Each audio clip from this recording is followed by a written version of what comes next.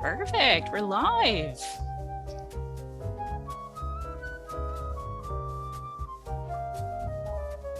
Happy Thursday, folks.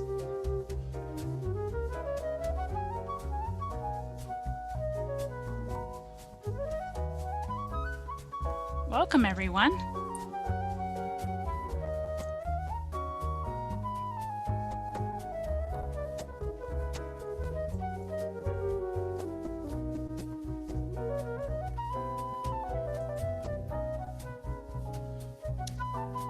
Welcome all. Let us know in the chat where you're coming from. I can see you guys there.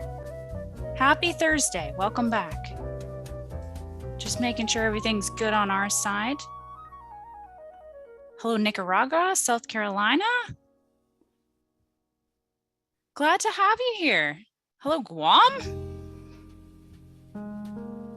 Hello, Jamaica. I hope it's sunny down your way, Jamaica. It's a little overcast and kind of gray and cloudy and, you know, just not really that nice here up in Toronto today, but we'll get over it. We'll get there. Nice weekend ahead. So there we go. Folks are rolling in. Hello, Mississauga, Toronto, Indiana, Florida.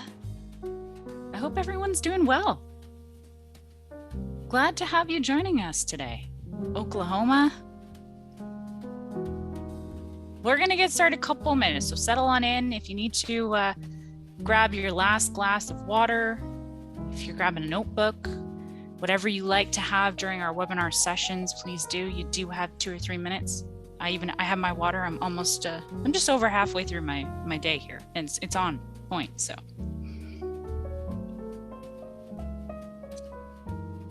Happy ECE Appreciation Day.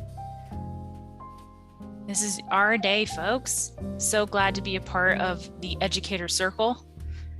So glad to be with you as well.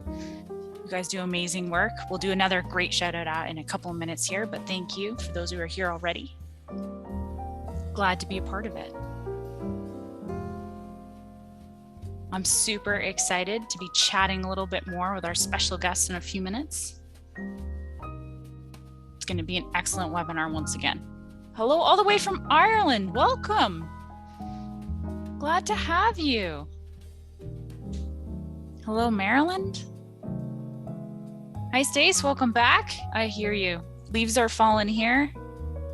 I'm sure the leaves are falling in most places these days, at least on our side of the hemisphere. Fall has fully arrived. I don't mind fall. I don't mind. I like sweater weather and scarf weather. So I hear you there, Jamie. It's cold and rainy up this way. I think we're getting the same sort of stuff happening. So hello, New Jersey, Alabama. Folks, 1 or 2 minutes here. We're going to get started. Settle on in. Welcome. Glad to have you. Welcome, Fiji. Welcome back. I think a couple of you folks were on last week. Thinking about the weekend already ahead, guys. Glad to have you joining us today. Hello, Winnipeg, Michigan. Hope everyone's having a great afternoon. Depending on where you are, afternoon, mid-morning, depending on your time zone. Hey, I know some of you folks, it's already tomorrow in some of your cases.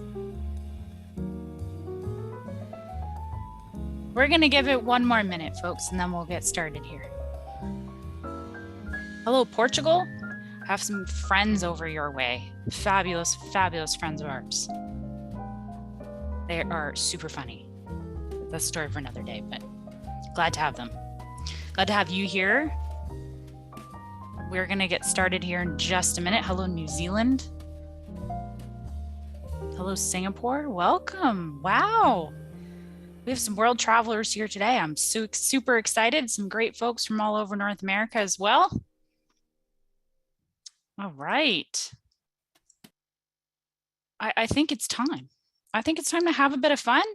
Get into our session today. For the folks who are just joining us, make sure to pop your chat over from host panelists to everyone.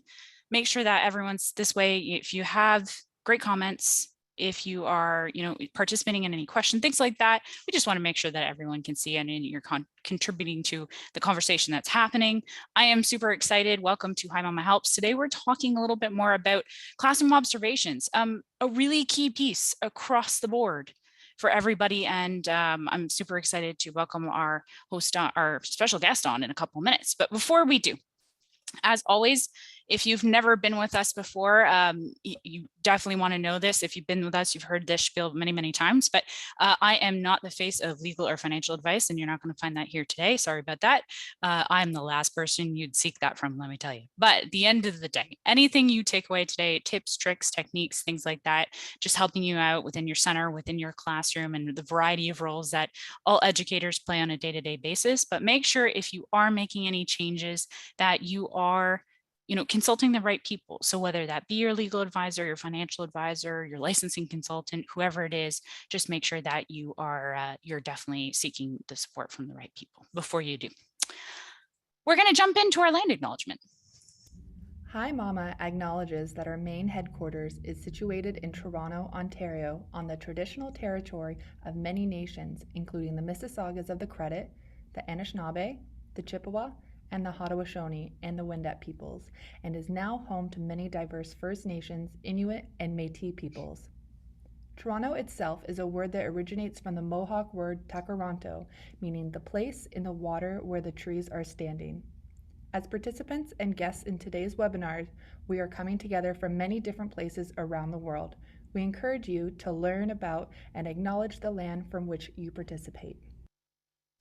We're also going to jump into our diversity and inclusion statement. Hi Mama is committed to fostering an inclusive and welcoming environment for our employees, customers, and community. Hi Mama welcomes and celebrates individuals of all backgrounds, orientations, and identities. Our Diversity, Inclusion, and Belonging Committee aims to ensure we provide a safe environment for everyone to thrive while bringing their authentic selves to work. Our mission is to promote an inclusive workspace for all employees through education, discussion, and celebration of our differences.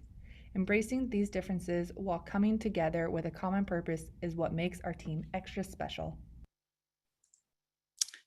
For those joining us here today, especially if your first session, these are a couple of housekeeping pieces you'll definitely want to know.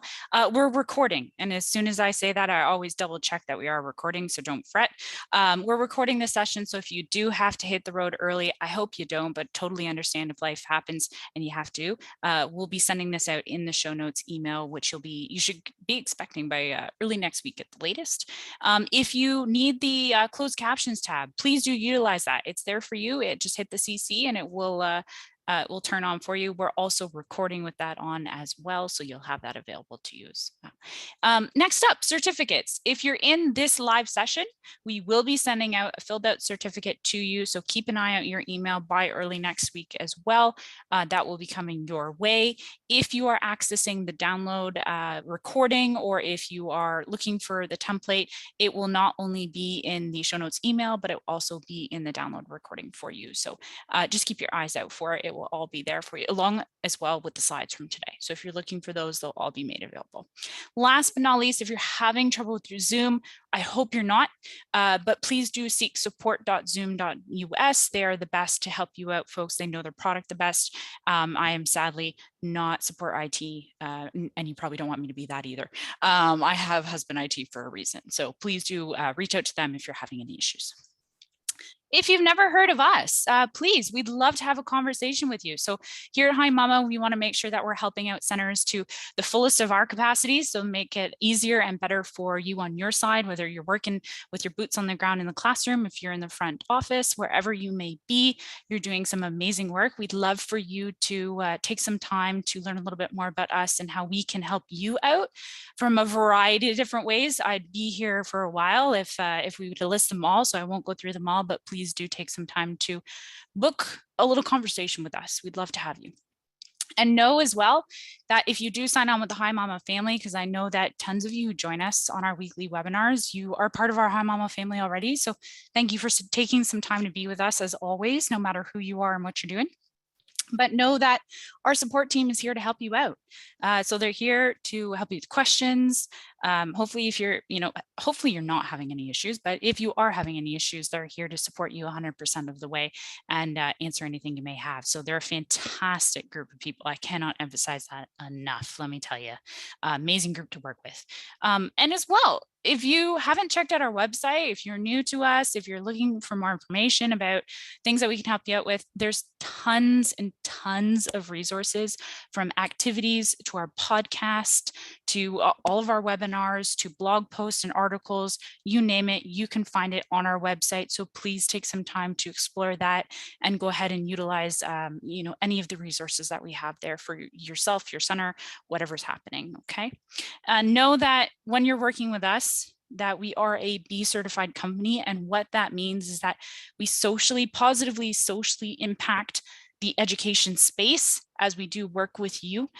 So know that we're trying to make a difference in everything that we do and we strive to. It's part of why I love being the early childhood educator that I am. I wanted to take a moment to shout out each of you. This is oh my goodness, going backwards here, guys. It is Childcare Worker and Early Childhood Education Appreciation Day up our way.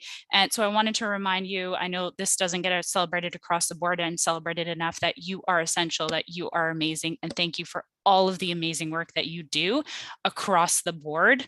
We wouldn't be in the amazing place that we are, especially fighting COVID and especially just moving forward out of everything. So thank you for everything you do. Let me tell you, can't thank you enough. Whew. Folks, before we get into the fun of it, there was a lot to cram in there for those first couple of minutes. I'm Ria. I am one of the early childhood educators here at Hi Mama, and I'm also the community ambassador and your host of Hi Mama Helps. Fun fact is I'm just very excited that today's EC Appreciation Day. There's so much been happening in the education space that, especially over the last couple of months, and I'm happy to see some of the changes that are coming about. So, a lot of voices happening in the world today. So it makes me really proud and very happy to be a part of this. On the chat, if you're a regular with us, you're usually going to hear me say Kaya, but it's definitely not Kaya today, folks. She's just out doing a bit of professional development for herself. On the chat, we have my colleague Asham. Asham, do join us here. Asham actually works in the back end of things with all of our webinar stuff. So he's not unknown to Kaya and I, but he may be a little unknown to us. But Asham, maybe introduce yourself and share us a fun fact. I would love to do that. I will not be able to fill Kaya's shoes completely. Kaya's amazing. So are you, Ria. And shout out to all the other educators on the webinar today. But I'm just filling in for Kaya just one day. Thank you for having me. My name's Ashram. I'm a demand generation specialist at Hi Mama. So I work on the marketing team here. And for today, I'll be filling in for Kaya. And my little fun fact here is that something that Ria and I have talked about since day one is our shared love for Spain. Both of us are super lucky to have lived there for a bit. So if anybody here is from Spain, give us a shout out. We miss our jamon and manchego and can't wait for the next time that we're able to head over there. And if you haven't visited, put it on your bucket list. Spain is a gorgeous place. I agree. Thanks, Asham. He's going to be on the chat for us, folks. So questions and things like that, please do direct them there onto Asham. He'll get them on our side and we'll get going. So there's some folks in from Barcelona. It's where I lived, guys. I love it. I love it. All right. Without further ado, folks, I want to take a moment, introduce our special guest, Jenny, today. Jenny's going to be the one who's leading us through a little bit more of today's content, talking about the importance of observation. Jenny, please do join us. Maybe start us out with a little bit about yourself and a fun fact, of course, because I always love those parts. Hi, everyone. It's so amazing to join you all. I'm sorry about my voice. I lost it over the weekend. Don't know where it went, but it's not here right now. Yeah. So it's coming back, but so slowly. I am a nature play advocate and also a nature preschool coach and content creator. I have been really reflecting on what it is that I want to cultivate and call in. And I've been finding my way to conscious teaching and reflecting on my teaching practice in order to be, a bigger impact on who I want to be and how I want to show up into the world. And a fun fact about me, I guess I'm looking outside right now. I feel so grateful that I have trees outside of my building that I live in Chicago. So I think that I just love trees. I think that's my fun fact. I love the trees. Jenny, I love it. I'm so glad you're talking today with us. And I'm sure with you, with COVID, you felt like a lot of reflection has been happening across the education space. So I'm super excited to be talking with you a little bit more and having you look at reflection is a huge piece for an educator. And I think it's really important in regards to how we do observation. So without further ado, I'm going to hand it over to you here. Folks, I'm going to be on and off, of course, on the chat, but Jenny, I'll let you take it away. Perfect. Okay. I'm going to go ahead and share my screen with you all. Does that look good, Rhea? Sorry. It's all good. It looks great, okay. Jenny. Yeah. Perfect. Thank you. Okay. So welcome. Super excited. We're going to be talking about how to master classroom observations today. I do want to say that master is something that we have to kind of talk about for ourselves, because the way that I show up in the classroom is going to look different than the way that you all show up, right? We're all different. We're unique human beings. So we want to think about how you specifically want to show up. And that's kind of what we're going to cover today. We're going to be talking about how tools that we can use, tricks that we have.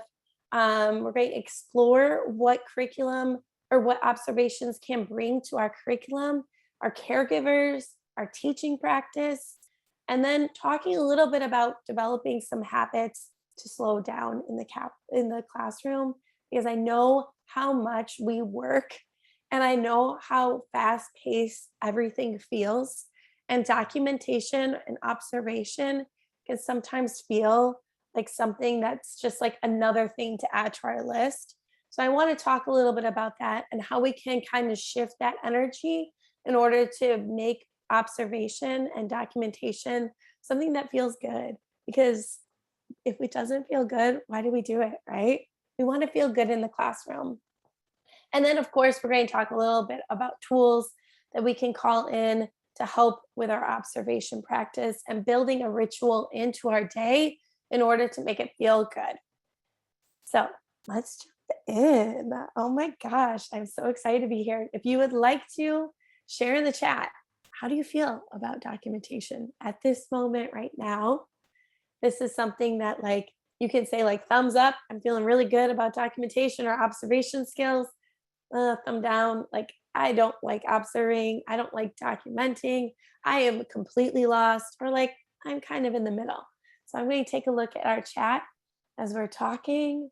And here. I'd have to say, Jenny, I definitely felt overwhelmed with the amount of documentation, at least when I was working in the classroom. There was times, days I loved it, days we'd rather not talk about it, but I'm sure we've all felt those same days.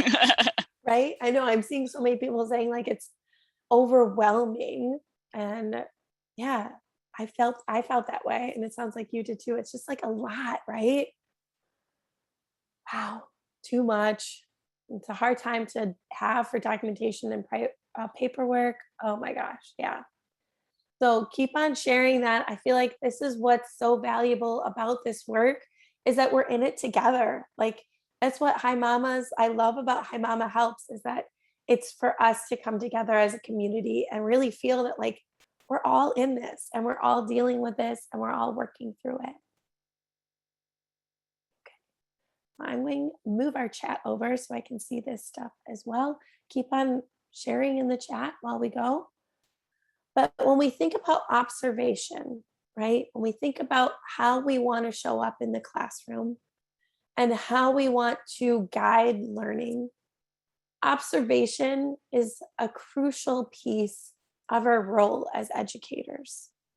And it's something that maybe we don't really think about, right? Because we have so many other things that are involved in our day and involved in our practice of being educators. But observations are specific space for us to really look deeper into our interactions and how we want to show up in our classroom.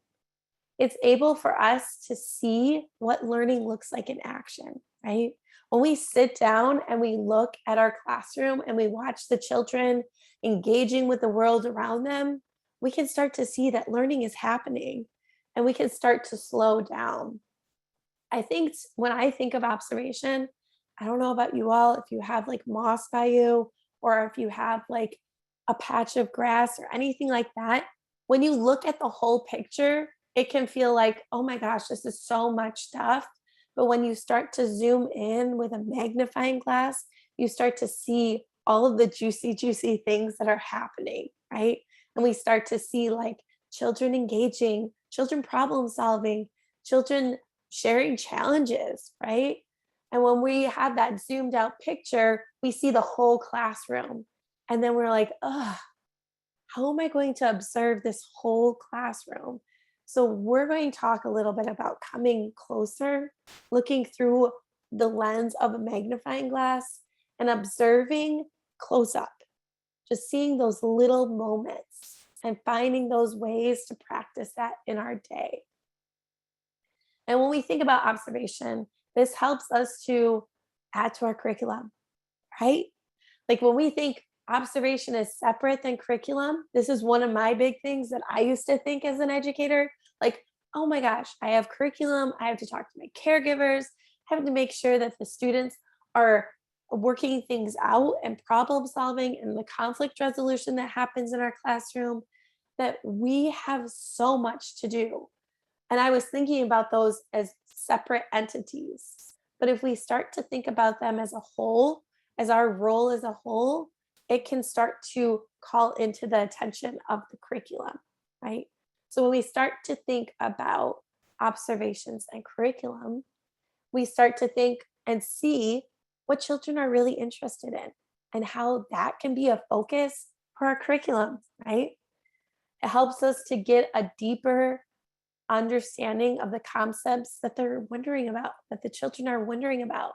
I used to teach outdoors every single day. So on nature walks, children would see leaves. Right now it's fall where I live. And they would be talking about how the leaves are changing colors. That's a great thing that I'm observing that. I'm listening to that. I might be documenting it. And then I can add that to my curriculum and be like, wow, we're going to look at a deeper connection to leaves for this week or this month. Since it is October, where I live, we have the seasons. This also helps us to think about how we want to design activities based on what they are interested in. Based on what we're already exploring and observing in our classroom, we can add to that. We can add to the activities. And I do want to say that it's less work when we think about it together, which I mentioned before, but it's just a good thing for us to really think about, is that instead of thinking about it separate, start thinking about it together. I hope that makes us feel a little bit less overwhelmed by documentation and observing. Connections with caregivers is another big piece of this juicy observation moments that we're building into our day. It gives us not only time that we can talk to our caregivers about something that we notice the children are interested in, it also helps us to make those connections with the caregiver, either at pickup or drop off if we're able to. I know during COVID times it might look different for us, but at least we can give our caregivers a call, use the Hi Mama app, and write a little note in there and let them know what the children are learning about. So then they can start to see, wow, my child's learning so much stuff just by playing or just by engaging in this thing that they're doing in class. And this also lets parents know that learning happens through play, right? Because when we tell parents, oh, they play all day, they like to engage with blocks. It's like, okay, what is my child really learning? So when we start to observe and we start to think about what that learning looks like, we can start to tell the parent, when the child is playing with blocks, we're noticing your child really interested in how things work and how they can stack all of those blocks together and how they lean or how they shift and what would happen if. So they're talking a lot about that science, that problem solving skills, how to make things work. Maybe they're talking about the shapes that the blocks are in. So this is all amazing stuff that we can help paint that picture for those caregivers and parents. And then the last bit is refining our documentation process to make it feel good. That's how I want to lead in my classroom, my like number one mantra is if it doesn't feel good, why do it? Right? If right now observations feel overwhelming to me, what can I do to shift that? What can I start to do to make it feel good? That's what we're going to talk about more in this workshop together. But it's just there to plant a seed. If you're hearing something in your heart that's saying, this isn't feeling good, I don't know why, like I take so much time and effort to document or to observe, then that means that we need to think about how we want to shift. And we're the authors of this story. We're the authors of the documentation process. We get the freedom to decide how we want to document, how we want to share that learning in action with our caregivers and with other people that we might work with. And we get to choose how we want to show up in the classroom as well. I'm going to drink some water. My throat is acting up a little bit. 1 second. I'm going to take myself on mute so you don't hear this beautiful like cough I have. 1 second. All good, Jenny. All good. Folks, I want to say while Jenny's just taking a moment, the conversation in the chat has been absolutely fantastic. Just a little bit more about your pieces that you're commenting. Please keep this up. The community is loving it, as well as just any reminders. If folks are just joining, we will be sending out the recording, the slides, everything to you by early next week. So thank you so much for sharing, and please do continue sharing. This is fantastic. Well, thank you so much. Awesome. So let's keep going with this. I'm feeling so much better now that I drink some water. I might have to drink some more, but we got to work through it. So as I mentioned before, we are the artists. We get to decide how we want to share this documentation story. We get to decide how we cultivate it, how we want to use our words to be able to paint the picture to the parents and the caregivers in our care. And it kind of feels empowering when we think about it that way, right? Instead of thinking about, man, like my director is telling me I have to document, and they say that I have to do it this way. Find what feels good and talk to them about that. Let your director know, you know what, right now this isn't feeling good to me. I want to rethink the way that I show up and make observations and documentation in my classroom. All right, so we have another question. You guys are amazing in the chat and I'm loving it so much. So when it comes to documentation, how do you usually tell your story? Like you could tell your story through pictures, through written words. You could do it through like stories that you might make with the children, videos. What is your go-to approach to documentation that feels good to you? And maybe right now you're not doing what feels good to you, but like visualize what is it that would feel good if you were able to do it that way. Pictures and narrative. I'd have to jump in, Jenny, and say for myself, it was very much pictures and like written documentation. So a combination of adding the two. And then as I grew a little bit more into my role, being able to share just like voice messages too. Sometimes I had a little girl who really needed to talk to her mom occasionally, and we just recorded a little voice message when we can, and then we'd send it to her later on, when time was appropriate. So there's so many amazing ways now that you can do that. But of course, some things have been a little hindered because of COVID, and other things have definitely flourished because of it, I think. But Right. some great things coming through the chat. Right. And I've never even thought about that, to like do the voice memos. Like that's an amazing key piece, because usually what I would do is I would be like recording it on my phone and then writing it down with a photo. But how amazing is that to then get your child's voice and the story coming through that way? Writing facts, puppets. Ooh, I would like to hear more about that. Oh my gosh. Cool. So like the quotes, newsletters, there's many different ways that we can document learning. And as we're thinking about how we want to document learning, this helps us to know what feels good to us right now, right? And so we can figure out ways to continue to make this feel good to us by making this work. Children's artwork, yeah, Megan, that's true too. Awesome. All right, so I am going to go forward. Keep it up in the chat. Keep having your thoughts being shared. And we're going to kind of break down a few of those things, right? And think about how we can story tell. So, a bunch of you guys added in the chat that you use images to tell the stories, you use the children's words. We talked a little bit about how you can use a voice memo to do the children's words, or videos I saw too, and their artwork. I saw that as well in the chat, is that having a child's artwork, maybe they made something and you're like, wow, this is something I want to save to add to their child's portfolio. We can do that as well. We can take it a step further, and let's say like a child draws a picture, and then we can put the words that the child says. So they're not only the author, but they're the illustrator of their work, and letting the family know and letting ourselves know what that learning has to do with what we're teaching them in the classroom. And the last thing I want to mention is anyone on here that might be interested or might also be Reggio inspired educators. Telling a short story through a learning story is another great way that we can be storytellers in the classroom. And there's many different ways to tell stories and learning stories.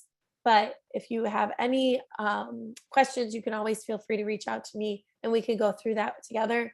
I think my information is going to be in the show notes, so you can definitely reach out. But that is another piece that we can start bringing those storytelling together, is by painting that picture with visuals and written words and letting people know what it is that the child is learning and doing in our class and our care. So I kind of think, because I am a conscious educator and I imagine many of you are too, that reflection is a key piece in my growth as an educator, and in my growth in many different ways. We already talked about this, but if it doesn't feel good, why do it? Is something that keeps coming up to me when we're thinking about documentation. So we have to reflect on our own habits, our own thoughts, our own ways of showing up when we're thinking about documentation. So some of the things I hear myself, or I used to hear myself, and I still do hear myself, because this is a practice and this is something that continuously will be coming back to all of us, is that I hear stuff like, why do I even have to do this? It's just another thing that I have to add to my list of all of the other things that I have to do. I don't feel like I have time. Like, how do I have time to document all of the children in my class? And how do I have that space and that energy to be able to do this? And then lastly, how can I document how many kids you might have in your care? They're learning each day, right?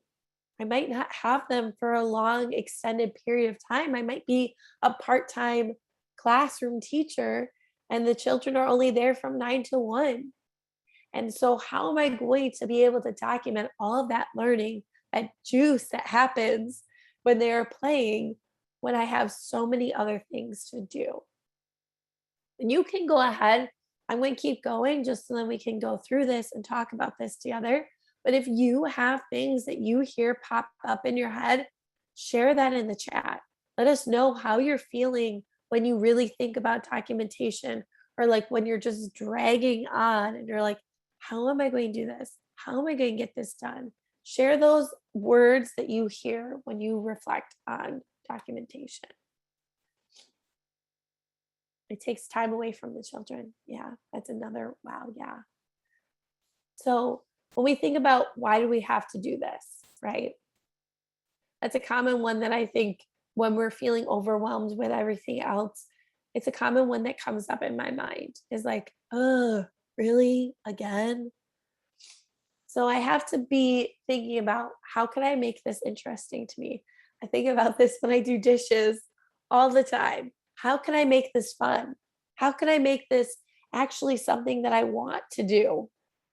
So one of the things that I like to do is like sit down and just start looking around the classroom and just start seeing what's going on, right? Starting to be intentional of being in this space right here, right now. And you can do that right now too, right? We could just sit together if you want to. You can close your eyes and just feel what it feels like to be right here, right here. You can take a deep breath, let it out. And then that will start to open you up to start seeing the beauty that documentation and observing is. Because then you might start feeling, instead of that reactive body turn on that is like, oh, I have to get this done and this done and this done and this done and this done. How can I sit here right now and just see what's going on and just see what I see the kids talking about, right? And I see some people are like, I'm one teacher to 30 students. So how can you figure out a way to maybe have them exploring at that one time and exploring different things or doing something that where they're engaged, where you have this to be able to see and sit and just be here. And then when we can do that, we can start to see what it is, the documentation, what I see that is my advantage, or what I can do with documentation for my advantage, right? How can I take what I'm seeing and observing and bring that into other parts of my day and bring that into my curriculum, like we talked about, bring that into my caregivers and bring that into how I am reflecting. And these are questions you can ask yourself, right? You can say, how can I make this more interesting? And you can journal about it for yourself. If you're feeling stuck in the classroom and you're hearing this come up in your head, think about these questions, reflect on that, and take that moment to really think about what it is you want to feel like again in that class space. And then this is another one that I hear, and I think some of you have said too, is it's just another thing. I'm already exhausted with everything I have to do. I have a schedule that I have to think about. I have students that I have to care for. There's conflict that I have to help support children in navigating through social emotional developing and development that's going on that I want to help cultivate and create space for children to feel just safe in my care. And then on top of that, creating community with the families and with the children, right? There's so many things as educators, we kind of have to be like the orchestra leader on and be able to see all of these things that we have to do and then be able to let them be inside of us and then be able to move through them, right? So we might be feeling like we're just stretched thin. And I know right now too, it's like, wow. With COVID stuff, it's even different. It's way different now. And there's added things that we have to be thinking about and stressors that are coming out as well. So what can I do to combine other things with documentation? How can I take what is just another thing and add it to other things in my day? Maybe I have a schedule of the day and I even put in there, oh, this is my time for observing. I'm only going to have 5 to 10 minutes right now to be able to observe, but at least I have that moment that I can like cultivate and call in where I can observe at this time during my day. When I find that I have a schedule that allows me to be more open and find flow and know when things are going to be happening, I can then find time to document, right? And is there something else I can cut out? This is a big one, right? There's so many things that we think we have to do, but when we really start to sit down and think about it, there might be things that we can cut out. Like, do we have to do this transition during this part of our day? Do we have to do this? Do we have to do that? Can I sit with the children while they're doing artwork? Can I do that? Instead of me running around and feeling like I have so many other things I have to clean or get ready and prep for, can that wait so that I can be here right now? I used to find myself all the time in the classroom going to the sink and cleaning all of the dishes because I'm like, this needs to get done by the end of the day. If I don't do it now, it's not going to happen. I'm going to have to stay late. It's going to be crazy. I don't want to be doing that. So I'm just going to do that right now. But I had an amazing co-teacher that said, that can wait. The children are learning right now. And this is the time for us to see that.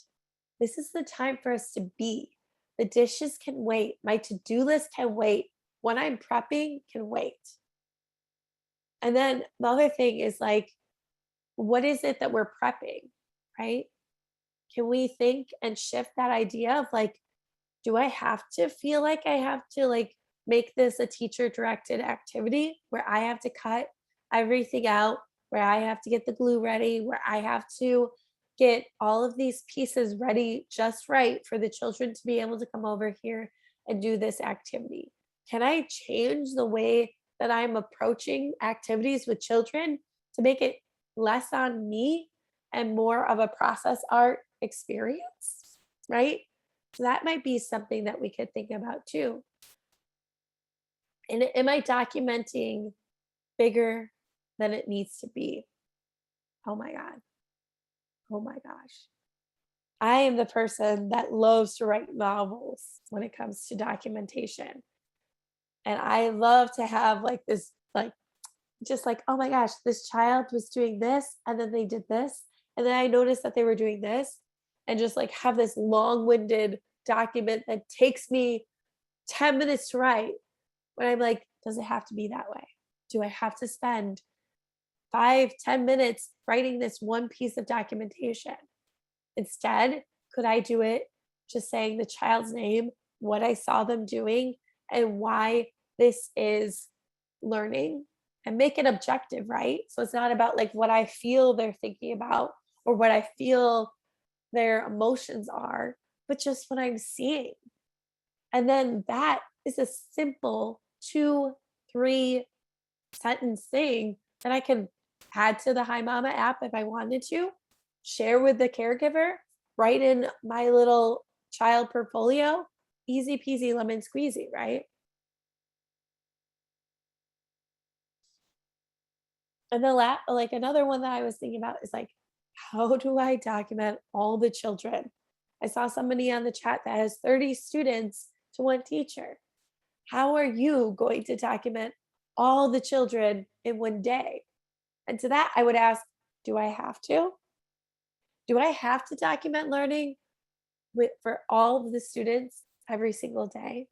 Am I thinking that my documentation, again, has to be this long list of stuff? Or can I just make it a sentence or 2 sentences, right? Have a photo and then have this piece of documentation. This child was noticing that they could find all of the letters of their name with the tree cookie letters, right? They were able to spell their name. And then they said XYZ. That's an easy peasy way to document. We talked a little bit about this, but can I set up a schedule where I can find time to document each day? So pencil that in. After lunch or after snack, maybe they go into like free play. How can I spend 5 minutes to document learning during that time? And another thing that I think sometimes I forget about, and I don't know about you all, but it's like if a group of children are doing something together, that can be documentation for each child, right? I could take what I saw the whole group doing together and make that a documentation piece for every child that was involved in that. Can I create something so I can see who I've documented and who still needs a piece of documentation? And again, that's where like your piece of paper comes in. If you wanted to do this, you can make a grid on a piece of paper with each of the child's names on it, and then write your documentation in there if that feels good. If you use your phone for documentation, you can make a list of the children's name and make like a checkpoint next to the children you've already documented for that day. So you're like, oh, easy peasy. I got that child documented. I'm going to take a sip of my water really fast and I'll be right back.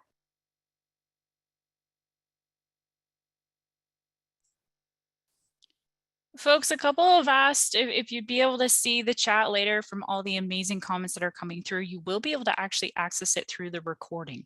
So if you do want to come back later and just check out some of the amazing comments that are coming through, you'll be able to do so. It will be in the show notes email, so you'll be able to access that.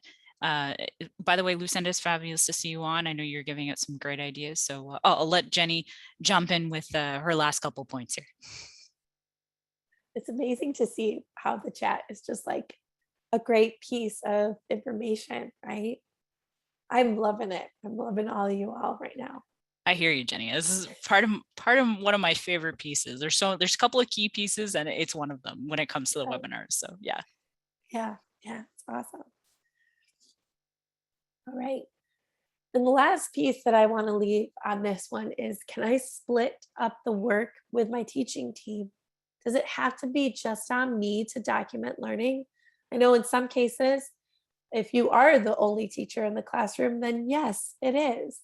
But how can you figure out a way to make it something that feels good to you? Again, how can you make it so then documentation can feel good and it can feel a little bit more organized instead of this like, oh, I have to document before like parent conferences and I have nothing to do.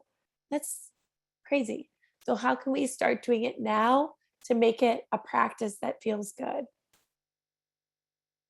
So we're going to kind of wrap it up a little bit right now because I feel like there's amazing questions that are going to be coming in. But I'd love for you to do a little bit of homework because homework is fun and homework allows us to really reflect on our teaching practices and the way that we show up. I think the biggest piece of documentation that I can leave this conversation with before we talk about our homework is that we want to make this space feel good. And we want to be able to see that work that we're doing because the work that we're doing is so amazing. And oftentimes we don't really get the recognition that we need to get, or like people might just say, you're just a teacher or you're just a daycare facilitator. Like you just get to play with kids all day. But the work that we do is so valuable. We get to see children grow, develop, and really come into who they are and really start to see that moment that is, the learning is happening. And it might help us to then see for ourselves what it was like as a child to learn and the things that we thought were fun and connects us to our play self. So documentation is a great piece for us. And we want to make it feel like something we want to come back to and something that's not going to feel icky for us. So ask yourself that question. If it's not feeling good, how can I make some shifts? What can I do? What can I say to myself to make this feel better? How can I be compassionate with myself? Oh my gosh, is that a big one, right? How can I be compassionate to myself in order for me to be able to take care of myself when I'm feeling overwhelmed by documentation? So these are your two questions that you can ask yourself for homework, right? How could I support myself to discover my way of documenting? What can I do? Well, I need to look at some books. Well, I need to ask for some support. Am I wanting some time to reflect and journal about this, right? So take that moment and ask yourself, how can I support myself, discover my way of documenting? And your last bit is because our work is a lot and the way that we show up is very, very, very, it takes a lot of energy from us, but it's needed and it definitely feeds my soul. And I'm sure many of you're here right now. It feeds your soul too, to be in the classroom with children. So how can I be compassionate with myself as I learn to find a system that works for me? And documentation is that, right? Is it's going to take a little bit of space and time to feel how you can do it and find the groove that feels the best for you. So it's important for us to reflect on that. It's important for us to be compassionate with ourselves as we're learning instead of just being like, oh my gosh, this is crazy. Like, I can't do this. Like, I can't do this. I don't know how I'm going to get all of this done. Ask yourself, say to yourself, well, what can I do right now? What can I do? What is that little baby step I can take right now to make this feel good? So that's your 2 homework assignments. I'm going to go on. Do you want me to end my share screen, or would you like Please. me to leave it? Yeah, please do, Jenny. And then folks, we're going to jump into Q&A here just in a second. But before we do, and Jenny, if you want to take yourself another glass of water, please do. You're getting so much love in the chat. It's absolutely fantastic. So folks, thank you so much for participating in the chat. Continue what's going on. But I'm going to also launch up our questions for the day. So I'm just curious of how you currently do observations within your center, and how do you go about it? And I know centers do a variety of different things. So please, we'd love for you to take a moment to answer the poll up. I know it takes a second to come on your side, so please do answer that up. And let's jump into Q&A, Jenny, because first off, we have lots. So folks, please do get in some questions, but no, we sadly might not get to all of them just because we always get so many. I want to start out with, when it comes to, and for you, Jenny, when you come to doing documentation, I know everywhere's a little bit different. Everywhere uses different tools, different, tips, tricks, things like that, but especially aligning to potentially folks who do an assessment piece. When it comes down to, have you ever found, if you've ever used one for yourself? I know for myself, I can't speak to that because I never went as far as an assessment, just from my practice. But the same side, for any recommendations about taking this and then taking it to the assessment level, or even taking it to like that parent teacher conversation that might be happening? Yeah. I've done a little bit of the assessment work with like accredited stuff. But in the past, I've done a lot of the work with our own assessment that my own nature preschool made up, which is amazing. But cool. what I think is really cool is when I can have that list of documentation.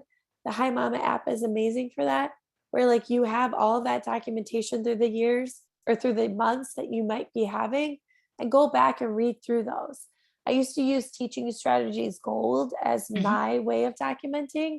And that was amazing for me to then look. And when I was assessing learning, I could be like, oh, okay, like this is where that child was in their writing stance. And this is where they are right now. Or this is where I'm going to mark them in this assessment. And this is how I can do it. So I think it's just having a backlog of all of the assessment that you have. Doing it virtually is the best for me, just so that I have that. And it's not like on all of these random pieces of paper that I hold and have in my classroom. Having a one place of truth, I think, is very hard for an educator, especially when it comes to documentation, because we love to have every little bit that we can and we like to pull it all together. Yes. I want to ask Jenny, and I don't know if you had the chance to experience this yourself, but any tips around documenting, especially when you're doing some virtual learning? I know that that's been a big one for COVID right now, and it's not easy, but it's, we've worked through, and I feel like educators have managed many challenges over the last almost 2 years, folks. And I don't want to say that out loud because it's kind of a bad thing to say, at least in my books. But anyways, any tips you might have around documenting, especially if it is virtual at this point in time? Yeah, that is a tough one. I had somebody right? reach out to me and ask me the same question because I haven't experienced it. I did have a little bit of time when COVID first started, when I was in the classroom, we were virtual. And what I found was one-on-one calls, if that's something that can fit into the schedule, is super helpful for me. I am a preschool teacher, so our group circle time that we were together with was very short. So we had like a 10-minute Zoom call with each child throughout the week. And that was a great way for me to then be able to document a little bit of what I see. But I think that's where the parent and the teacher relationship, or the caregiver and the teacher relationship, really can go hand in hand. And it might be easy to be like, hey, I'm going to send all this stuff home for your child. Then can you send this back to me? And that way you have a little bit more understanding of where that child is and how you can scaffold their learning going forward. Very true. It's definitely not an easy piece to overcome, especially with the times of today. But I feel like we're moving forward from it. So thank you so much. I want to tie in a little bit more and go a little bit of a different direction, though. It's not easy working with coworkers in some cases, and then finding yourselves to be on the same page as your coworker can definitely be more difficult. But on the same side, I feel like most educators are on the same page. Do you have any recommendations for bringing two coworkers together, especially if you find that one has a good system, maybe one who's just, feeling like that system doesn't work for that person, finding a bit of a middle ground to make sure they're getting that very meaningful documentation out? Yeah. Wow. I mean, I It's a had this powerful conversation. question. It's a tough thing. It's like I think of like teaching as like a marriage. Like you're married to somebody that you don't really know, and then you're stuck with them, and then you're like, wow, we're maybe on two different worlds right now, and how can we come together to make this work and be a team? I think my biggest thing when I've gone through this and worked through this with teachers and teaching teams is to sit down together and really do this work together. Say, like, this is what I Mm, really enjoy about documenting. This is where I really gravitate towards my documentation practice. This is when I like to observe, and have that back and forth conversation with your co-teacher, with your assistant, so you can kind of be on the same page. And if they're not documenting in a way that's like, maybe I know that I hear a lot of like not being objective, where it's like a lot of like them assuming things that the children are thinking about, and yep. that can be like a problem with documentation, is sitting down and talking about like how you want to go about documenting, what documentation looks like, and how we can make it something that feels good to both you and the other person, because that's a stressor too in itself when like you're doing some documentation and somebody else is like doing it so different than you, and you're like, ah. So just talking about it, and if you need somebody to like kind of like be the mediator, a director is a great person, another co-teacher that you can trust is another great person to have that conversation with, to help guide that language and make sure that like how you want to go about teaching in your classroom is reflected on both. 100%. And I know a couple of folks have also said this in the chat. Sure, I'm sure, Jenny, you've seen it. It also helps take some of the load off when you are feeling overwhelmed about your documentation and getting it done. And one of the things that I was reflecting on as you were speaking was I had the pleasure of working with some kindergartners at the time, just entering kindergarten, that sort of age group. And I used to make their documentation part of their day in regards to they would help me. Of course, this doesn't work for every age group, but they used to help me. I'd help with words, but they were drawing pictures, either gluing some pictures in, things like that. That was another piece that, it helped tie in. And the other educator I was working with, also very much enjoyed this part because it made it easier for both of us to help understand where the children were at, especially when we only saw them, maybe 2-3 days a week, depending on their schooling schedule. So things can be very different. So I want to ask one or two more questions. We might have time for two, but I wanted to dive back into the documenting bigger than it needs to be. When you were talking about this, I went, oh, wow, and thought about myself. I'm sure others did the same thing. How did this come up for you? And what was your light bulb moment? Because I was definitely having a light bulb moment when you said that. I think for me, it was because I was spending hours after school Yep. putting my documentation into like an app or a teaching strategies gold. And I was like, I don't have any time for myself. My job is becoming my whole life. And so that's when I was like, this needs to shift. I can't, my work kind of comes home with me because I'm a teacher, but this part doesn't have to. This part has to stay at school. And how can I make this different? So that was my thing, I was like, these learning stories are beautiful. But do they have to be this elaborate thing? Does it have to be? Who says it does? No one. I do. You set your own standards, and obviously if you set them too high, then you're going to be falling down a bit of a rabbit hole at the same time. So right. Jenny, it has been such a pleasure having you on. The folks in the chat, like there's so much love, so many great comments coming through. Absolutely fantastic to have you. Before we let you go, before we jump into wrap up, any last words, pieces of advice, words of wisdom, happy thoughts, whatever you'd like to leave the crew with today? Well, first, I just want to say thank you so much, everyone, for being patient as I work through my voice. Thank you. I feel so grateful to be here. So amazing to like be alongside you and everyone else that's joining us. This community is beautiful, and I feel so honored to be able to be here. If you have any questions, anything that might come up that we can ask you or answer, feel free to reach out to me.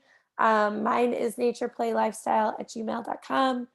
You can find me on Instagram, all the big things. I'm hanging out, and I love to keep our connections and keep our community going. So thank you so much. Jenny, thank you once again for participating today, to all of your great thoughts. I think a lot of educators are taking away some thought-provoking moments, and I'm so excited to have that happening here. So thank you, thank you, thank you.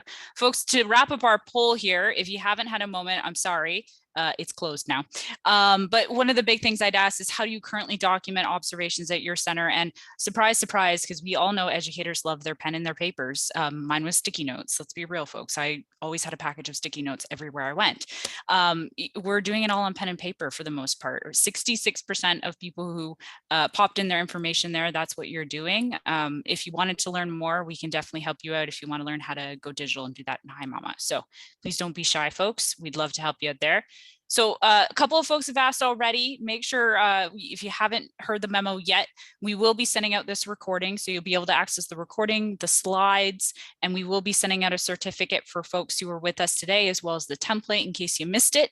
But it will all be in the show notes, email coming out by early next week. So please just keep an eye out for your email. We'll be sending along to you shortly and wrapping everything up.